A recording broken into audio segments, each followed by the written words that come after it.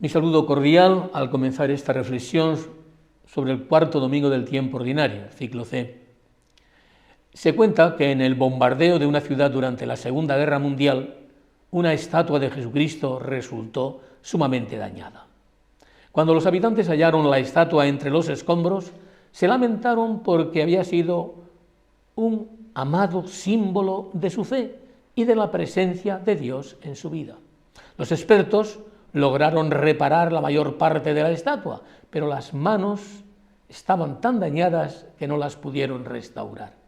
Algunos sugirieron contratar a un escultor para que hiciera manos nuevas, pero otros querían dejarla así, como recordatorio permanente de la tragedia de la guerra.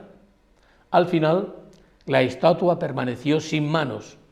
Sin embargo, la gente de la ciudad agregó en la base de la estatua de Jesucristo una placa con estas palabras: ustedes son mis manos. Podríamos añadir que además de sus manos, debemos ser los cristianos sus ojos y sus labios y su corazón. Un bautizado debe ser otro Cristo. En el Evangelio de este cuarto domingo del tiempo ordinario, aparece Cristo comenzando a ejercer en su pueblo natal una de sus principales misiones, tareas, la misión de profeta, de quien habla en el nombre de Dios. Tarea nunca fácil y siempre, como en el mismo caso de Jesús, controvertida. Ayer, como hoy, como siempre, muchos son los que prefieren el silencio de Dios.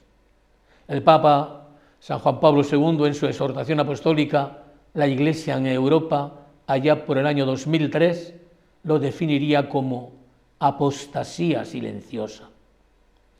El hombre actual, sobre todo el hombre europeo, se ha propuesto acabar con Dios, viviendo como si no existiese, sustituyendo la verdad de Dios por su propia verdad o por la verdad de la mayoría, lo que Benedicto XVI llamó la dictadura del relativismo, que no reconoce nada como definitivo y que deja solo como medida última al propio yo y sus apetencias.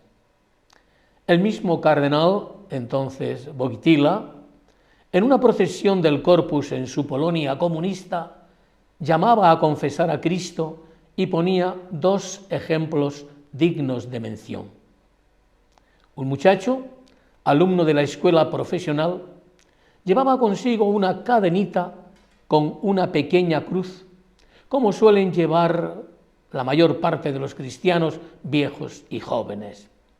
Le dicen que tiene que quitarse aquella cruz, que no debe llevarla a la escuela y, en todo caso, que no se la viera durante los ejercicios comunes. El muchacho respondió que no haría nada de eso por nada del mundo.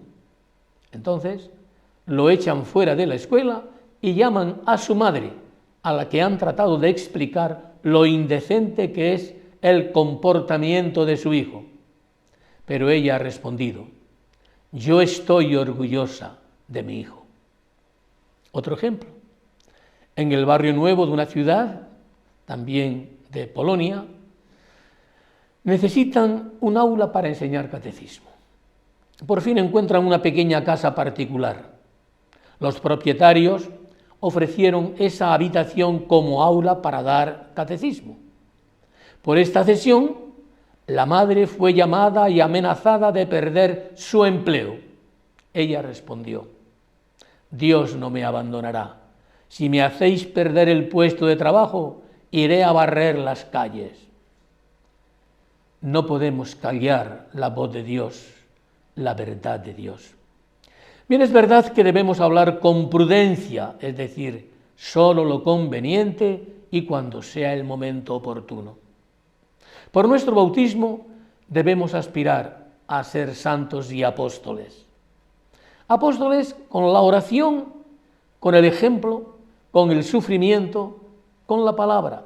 Sí, también con la palabra. En el Evangelio de hoy escuchamos a Jesús en su misión profética. Desde el principio es valiente para declarar la gran verdad de su identidad. Hoy se ha cumplido esta escritura que acabáis de oír. Y la escritura oída era un texto mesiánico, o sea, como si Jesús hubiese dicho que él era el Mesías tanto tiempo esperado. ¿Mesías, el hijo de José el carpintero? Se dieron varias reacciones. La última fue totalmente virulenta hasta el punto de que sus mismos paisanos lo echaron fuera del pueblo hasta un precipicio con intención de despeñarlo. San Lucas estaba preludiando y simbolizando lo que más tarde será el total rechazo de Jesús. Corrió la misma suerte que algunos profetas del Antiguo Testamento. Sin embargo, Jesús no podía callar. Su palabra nos era necesaria porque contenía y contiene las verdades más necesarias de cara a nuestra realización y a nuestra salvación eterna. Había venido de parte de Dios para ser testigo de la verdad.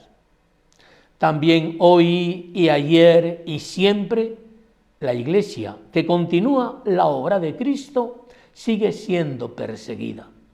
Si pudieran, la reducirían a un silencio total, desearían una Iglesia amordazada.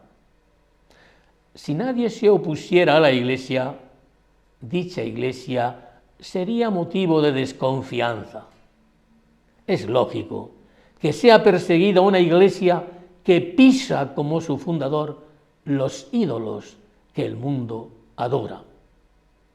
Ante esa palabra de Cristo, actualizada por la Iglesia, seguirá habiendo reacciones de aceptación y de rechazo.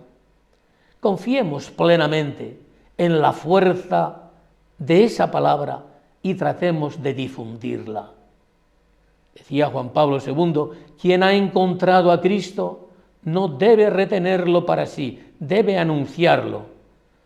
Pero si falta la caridad, todo sería inútil. La caridad, sigue el Papa, es verdaderamente el corazón de la Iglesia. Y para ello cita a Santa Teresa del Niño Jesús. Decía ella, comprendí que la Iglesia tiene un corazón y que este corazón ardía de amor. Entendí que sólo el amor movía a los miembros de la Iglesia, que el amor lo era todo. Ese es también el mensaje de la segunda lectura de hoy que nos ofrecía San Pablo.